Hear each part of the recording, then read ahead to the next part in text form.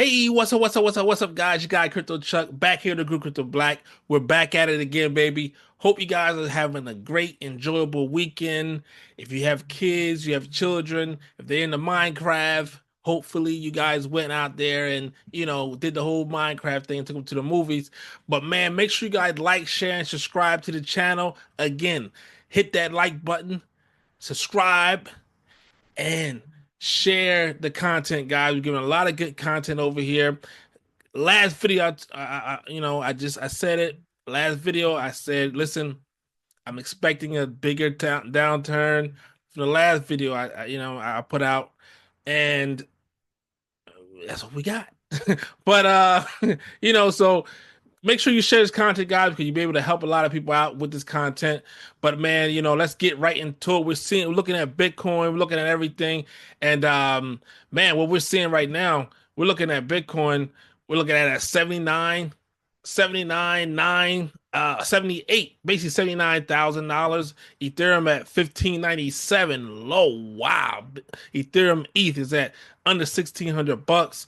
You got XRP at $1.95, BNB at 555, and we got Solana around at $107.50. So the Solana actually dropped below that 119, and we're going to talk about that right now.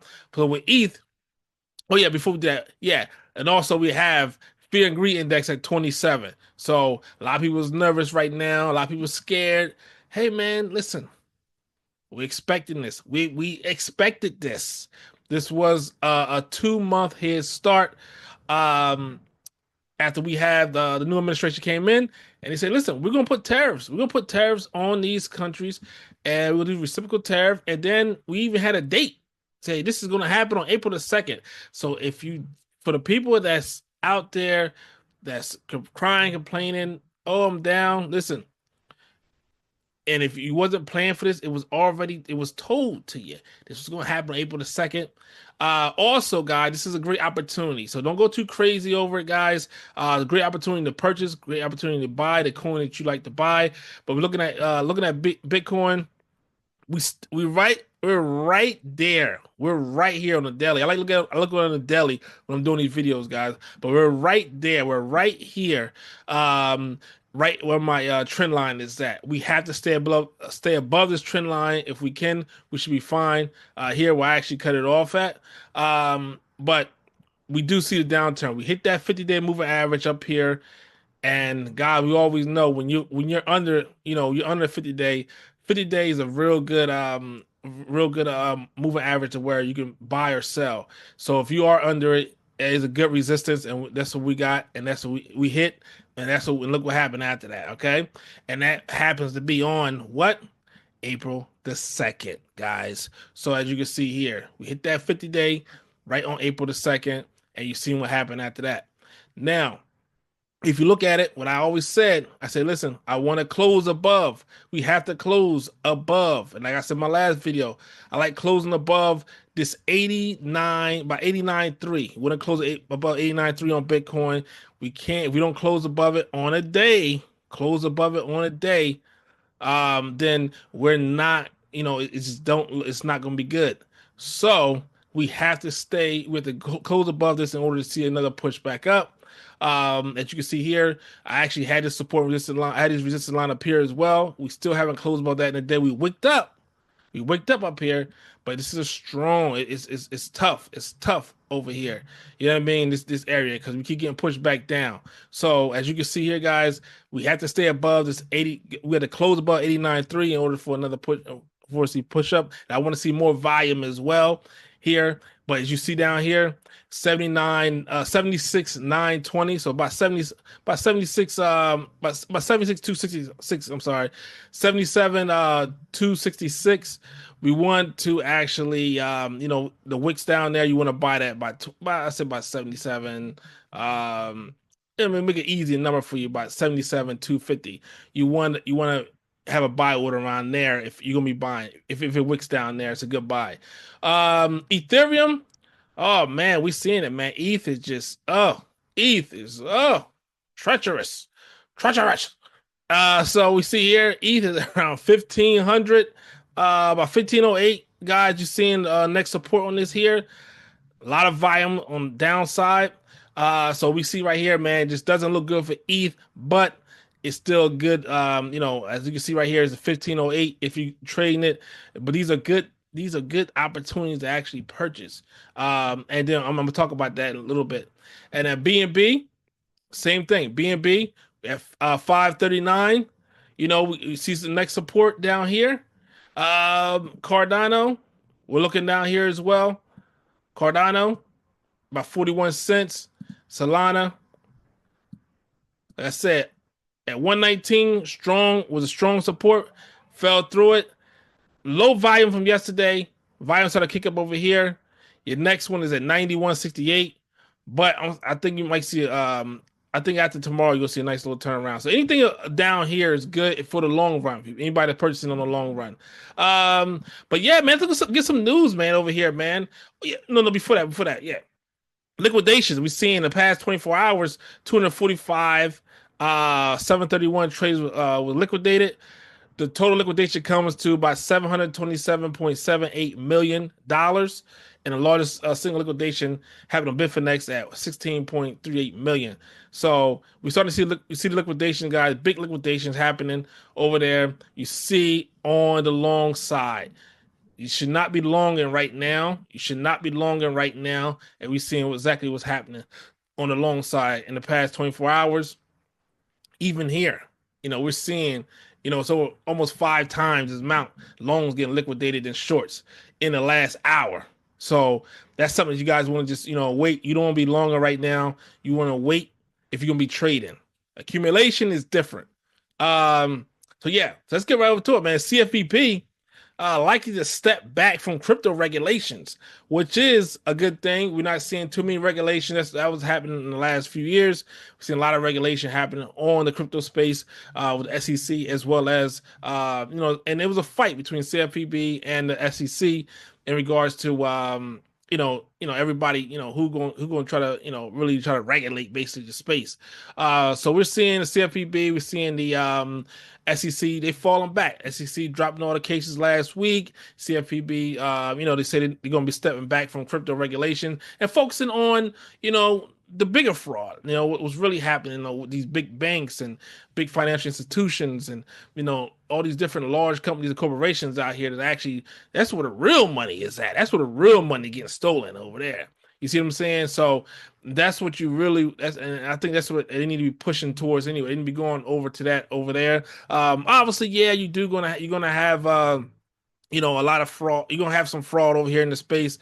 A lot of things, where people, is gonna get scammed or schemed or something like that. But make sure you tune in and you're around a good community where they're gonna help you to where you're not gonna be able to get scammed, or you stay away from those type of scams or schemes. Also, LinkedIn, there's a lot of scams and schemes going over there on LinkedIn as well. So, guys, I'm just saying you right now, it's a lot of people, they just a lot of companies that reach out to different people, and they get you information. They're gonna text you. They're gonna do this and that, and you want to get information, and give you links to click on and emails as well. So I'm just saying, that's another scam. It's another scheme that's over there that people's not paying attention to, and they're getting hit. They're getting hit hard. So that's a good thing, man. Consumer Financial Protection Bureau like to reduce a role in crypto regulations and federal agencies like the SEC and Security Exchange. Like I said, you know what I mean. So that's a good thing for the space. And a lot of people want to have a question about the tariffs, and a lot of people is nervous. A lot of people is nervous about these tariffs. I'm telling you right now, and I said it over and over and over again. I'm giving it a few months. Even after 100 days, I think a lot of stuff is going to weed itself out. Tariffs, it's like they say, you giveth and taketh, right? Giveth and taketh. If the market moved, just imagine, guys, you purchase Solana at $106, a sub 120, right? A sub 120. You purchase BNB sub 600. You purchase Bitcoin sub 80,000. Ethereum sub 1,600, or right around about 1,550. And then all it takes is one tweet or one truth or one announcement. Hey guys, we're softening, we're rolling back some of these tariffs because we got deals done, we got things happening, we got companies moving, in the direction we bringing so many jobs back to the United States. And what you think gonna happen to the markets? They already started. I think I passed the Senate yesterday in regards to the tax bill. Just imagine.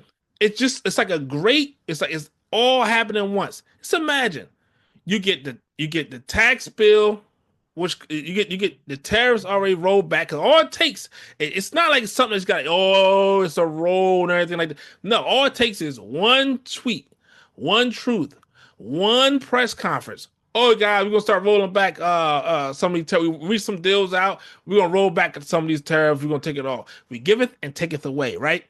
And what you think will happen to the markets? Then you throw the you throw the Senate just passed it, but then you pass this tax bill. Start the first thing. Senate just passed the first thing, but you get this tax bill, permanent tax bill in. Corporations gonna throw money like crazy into investments into the market. Then you turn around and then you get the Feds cut rates, say in June. Man, you know what's going to happen to the markets after that? Don't take my word for it. Don't take my word for it. Let's listen for a little bit. Let's listen for a little bit.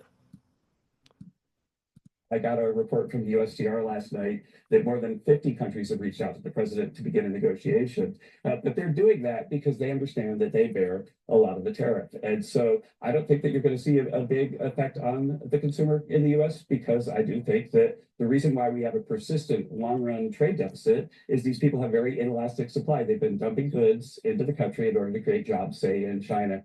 I got a report from the U.S. So as you can see, more than 50 countries reached out to the president to begin a negotiation, says the National Economic Council Director Kevin Hassett. So, guys, again, what you think gonna happen when all this stuff roll in at the same time? It's gonna be like boom, boom, boom, boom, boom, and everybody that's sold is gonna be like what happened inside 2020. Cause remember, 2020, you had the COVID, right? Nobody seen that coming. 2022, you had the inflation and a brief recession. And then AI came in the 2022, 2023, 2024, everything. Because remember, we was hurting 2022. 2022, the markets was hurting. You even had a bank collapse happen a few months later after that. So, and then what happened? AI, and then all about the future of AI, what's going to happen. And that's what pushed the market up in 2023, 2024. You don't think all this stuff going to happen start happening at the same time? Give it and take it away. Tariffs. Then give it back. Then you had the tax bill roll out, the Fed cut rates, liquidity running into the market. And you got people out here running scared, running around, running scared, telling everybody sell everything, panicking. I'm trying to tell you, man. The people that missed out in 2020, that cried about, they missed out in 2020. You can't cry about missing out in 22 and cry out missing 2022. You have a lifetime opportunity right now here in 2025 for the liquidity. Everything comes in, and you can do what you want to do. Now, what I'm doing, I'm buying coins that I can actually stake, right?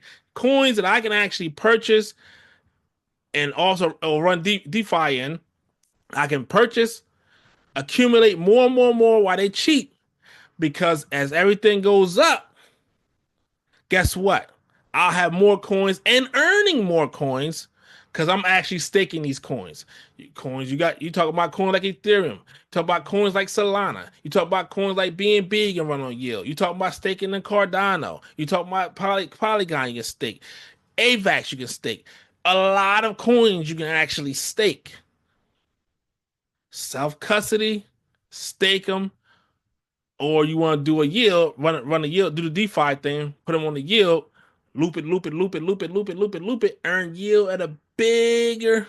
You can loop it, loop it, loop it, and then earn yield on those on the coin because you got more and more and more by looping them by actually borrowing it's the same as that coin, running it up,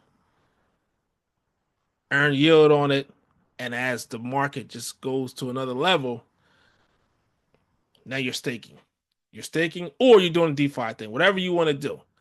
And I go more in detail on that if you guys want to. But yeah, man, that's something to look at. Look at, man. I don't be on too long, but guys, I just want to make sure you guys are not going too crazy over this. Greener pastures shall come soon, and don't be too nervous, guys. But till next time, guys, make sure you stack your sats and chill. It's your guy Crypto Chuck, right here with the group Crypto Black. We out of here, baby. Peace.